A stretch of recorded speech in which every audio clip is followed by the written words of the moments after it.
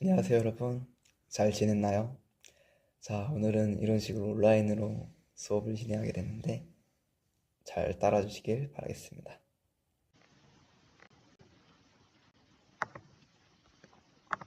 자, 여러분. 띄어쓰기 어문 규범에 대해서 이번 차시에 배워볼 것입니다. 여러분들이 띄어쓰기를 평소에 사용하고 계시는지는 잘 모르겠습니다. 어, 잘 지키고 쓰시고 계시겠죠? 근데 막 이런 식으로 어문 규범에 찾아보면서 쓰시는 분들은 그렇게 많지 않을 거라고 생각이 들어요. 우리가 책이나 어떠한 다른 문장 같은 것을 읽을 때는 다 띄어쓰기가 되어 있잖아요.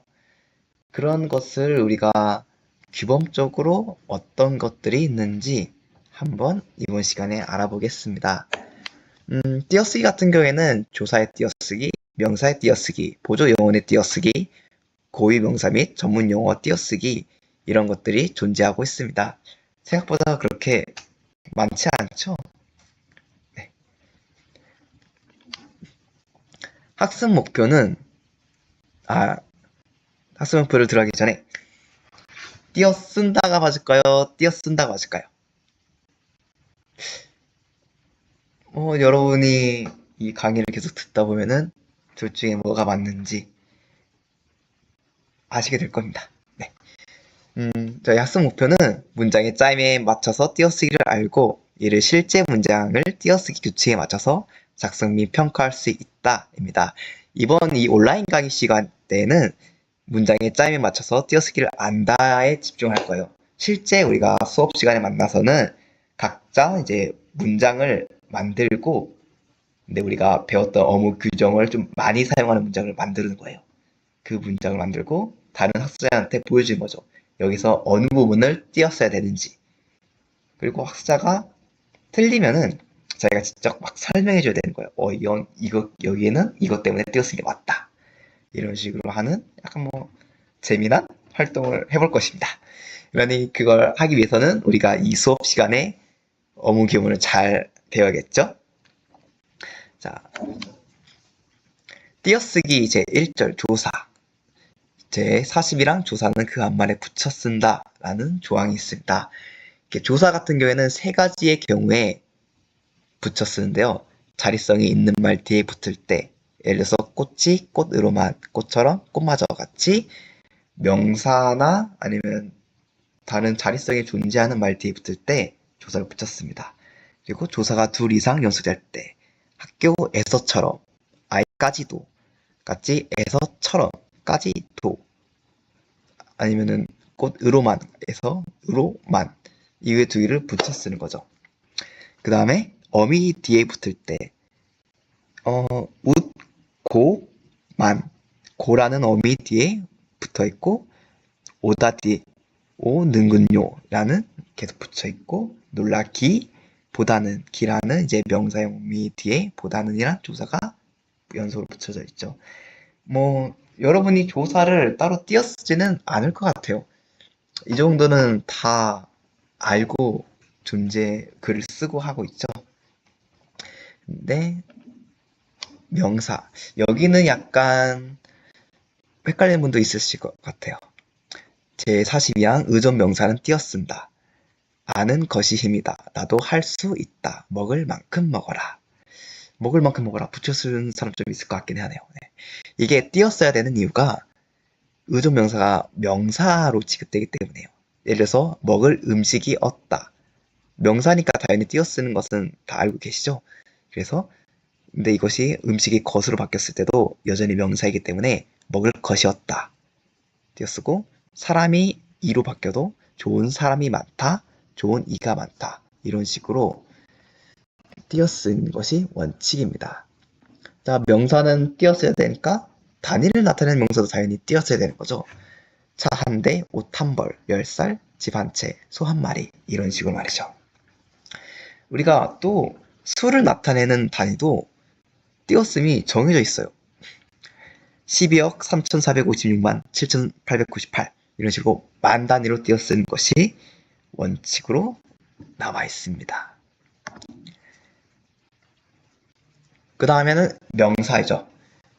명사에 띄어쓰기 배워볼 거예요. 명사 제45항 두 말을 이어주거나 열과적에는 쓰이는 다음과의 말들은 띄었습니다. 국장, 경, 과장, 한국, 대, 일본, 사과, 배, 및 복숭아, 열 내지 스물 뭐, 이런 것들이 다 띄어쓰는 거죠. 이게 띄어쓰는 것이 앞에서 띄어쓰는 거예요. 그래서 국장경인데 뒤에도 띄어쓰게 되어 있잖아요. 이유가 뒤에 것이 명사이기 때문에 앞, 뒤가 둘 다 띄어질 거예요. 명사가 그 각자 있어야 띄어쓸 거죠. 그래서 책상, 의자 등이 있다. 여기에서는 띄어쓰기에 맞아서 앞에는 띄어쓰지만 뒤에가 조사가 붙어가지고 그냥 붙어져 있는 거죠.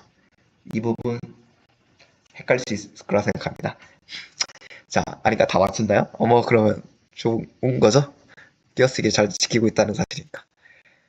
그 다음에 제46항 단어절로 된 단어가 연이어서 달 적에는 붙여 쓸 수 있다. 이것은 원칙이 존재하나 허용을 해준다는 조항인 거예요. 원칙적으로 좀 더 큰 이 세차가 맞지만 좀 더 큰 이 세차 이런 식으로 붙여 쓰는 것도 허용해준다는 거죠. 왜냐하면 우리가 실생활에 이렇게 다 이렇게 띄었으면 불편하잖아요. 그래서 어느 정도는 허용해주겠다를 명시적으로 드러내준 거죠. 내 것, 내 것, 내 것, 내 것. 물 한 병, 물 한 병. 우리가 물 한 병 이렇게 쓰진 않잖아요. 이렇게 한 병 붙여 쓰게 해주는 거죠. 그래서 다만 3개 이상의 음절이 붙이는 건 부적절하다고 원칙적으로 이렇게 명시를 해주고 있어요. 좀 더 큰 이세차, 내 것, 내 것, 물 한 병. 이런 식으로 쓰면은 안 된다는 거죠. 다 허용해주면은 원칙이 의미가 없잖아요. 그리고 이렇게 다 붙였으면은 구분하기가 힘들잖아요. 그래서 부적절하다고 명시가 되어 있는 겁니다. 다음으로 보조용언. 제47항 보조용언은 띄었음을 원칙으로 하되 경우에 따라 붙였음도 허용한다. 그 예시들이 이렇게 나와 있는데 본용어 플러스 보조용어 구성인 경우에는 예를 먼저 들어볼게요. 먹다에 어가 붙어서 먹어 보았다라는 보조용 붙여서 먹어 보았다가 존재하는데 먹어 보았다라 띄어쓰는 것도 맞지만 먹어 보았다라고 하는 것을 허용해 준다는 거죠. 불이 꺼지다 해서 꺼져 어가 붙어서 저가 되고 띄고 보조용어 간다가 맞지만 불이 꺼져 간다. 이것도 허용을 해준다는 거예요.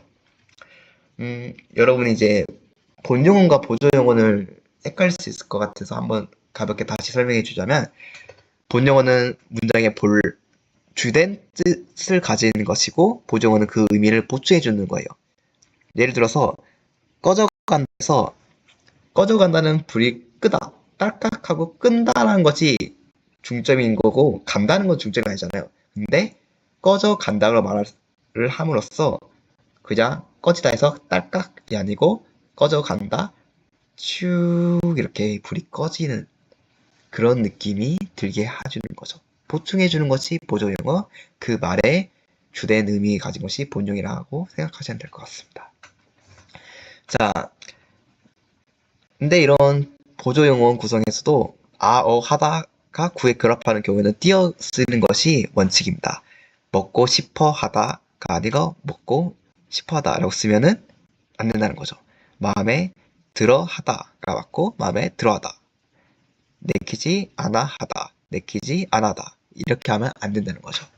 말에 구별이 존재하게끔 만들어주는 겁니다.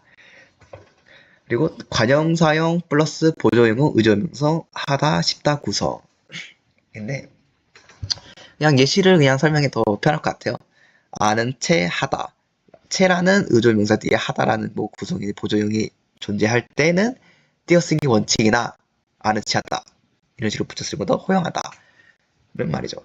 그 일을 할 만하다가 원칙이나 그 일을 할 만하다가 맞고 비가 올 듯하다가 원칙이나 비가 올 듯하다 하는 것도 허용이 된다라는 의미죠.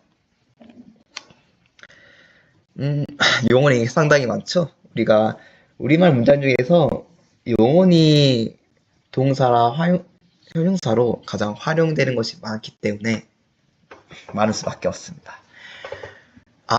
지다 같은 경우에는 낙서가 지워진다라고 띄어쓴 게 아니고 낙서가 지워진다라고 붙였어야 되고, 앞말에 조사가 붙거나 합성용일 경우에는 띄어쓴 경우의 원칙입니다. 읽어는 보았다 해야 되고 읽어는 보았다 이런 식으로 쓰면 안 된다는 거죠. 파고 들어본다가 맞고 파고 들어본다 이런 식으로 붙였으면은 말에 이제 구별이 잘 안 되기 때문에, 너무 길리면 가독성도 좀 떨어지기 때문에 띄어쓰게끔 하게 만들어주는 겁니다. 의존명사 뒤에 조사가 붙는 경우 아는 채를 한다.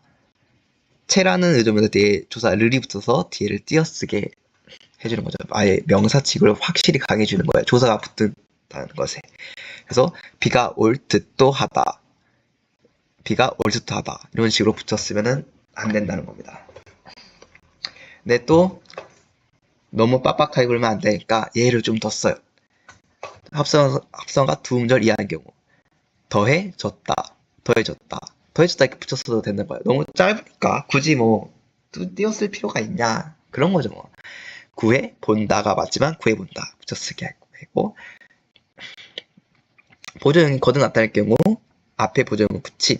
이것도 저거 둘만 하다가 원칙이나 저거 둘만 하다 이렇게 해주는 거, 읽어볼만 하다가 원칙이나 읽어볼만 하다 이렇게 좀 실제 용례에 맞춰서 편하게 허용을 해준다 생각하면 될 것 같아요. 자, 마지막 띄어쓰기 제4절 고유 명사 및 전문 용어. 이건 굉장히 쉽습니다. 성과 이름을 붙여쓰고 호칭을 띄어쓴다. 김철수, 홍길동, 이름과 성을 붙여쓰고 충무공, 이수진 장군, 문명훈 박사 같이 호칭이나 지위 같은 것을 띄어쓰는 것이 원칙이라 하는 겁니다. 그 다음에 제49항 교유 명사는 띄어쓰는 원칙 단위별로 띄어쓸 수 있다 하는데, 대한중학교 이렇게 띄어쓰기 원칙이나 대한중학교 붙일 수 있다는 거고, 한국대학교 사범대학이 원칙이나 한국대학교 사범대학 같이 단위별로 띄어쓰다면 앞에를 붙여도 상관이 없다라는 겁니다. 그 다음에 제50반 전문용어는 단위별로 띄어쓰는 원칙이나 붙였을 수 있음. 만성골수성 백혈병, 만성골수성 백혈병 이런 식으로 붙였을 때는 거죠. 중거리 탄도 유도탄, 중거리 탄도 유도탄. 왜냐하면은 어차피 전문가들만 쓰는 거잖아요. 그러면은 이게 한 번에 구별을 할 수 있어요. 이게 무엇인지. 근데 굳이 띄어쓸 필요가 없다는 거죠. 그러면 더 실용성이 떨어지기 때문에 전문 용어는 붙일 수 있게끔 허용을 해주는 겁니다. 우리가 이런 식으로 띄어쓰기 원칙들을 많이도 배웠네요. 10개나 배웠네요. 다 배워봤는데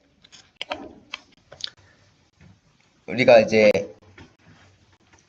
진짜로 다 배웠는지 제가 확인을 못하잖아요. 그래서 그냥 댓글로 자기가 원하는 띄어쓰기 교훈 중 하나 택해서 짧은 문장 하나씩 적으시면 제가 거기에 여러분이 만약에 문장을 띄어쓰기 틀렸다면은 뭐가 맞겠는지 일 댓글을 다시 달면서 확인을 다 하나씩 해주겠습니다. 자, 여러분 이번 시간 고생 참 많았고 꼭 어묵이거 익혀가지고 실제 수업 시간에 왔을 때 이제 자연스럽게 문장을 작성하고 이제 단합사들과 좀 더 활동적인 시간을 좀 많이 하게끔 제발 꼭 배워오길 바라겠습니다. 네, 마치겠습니다.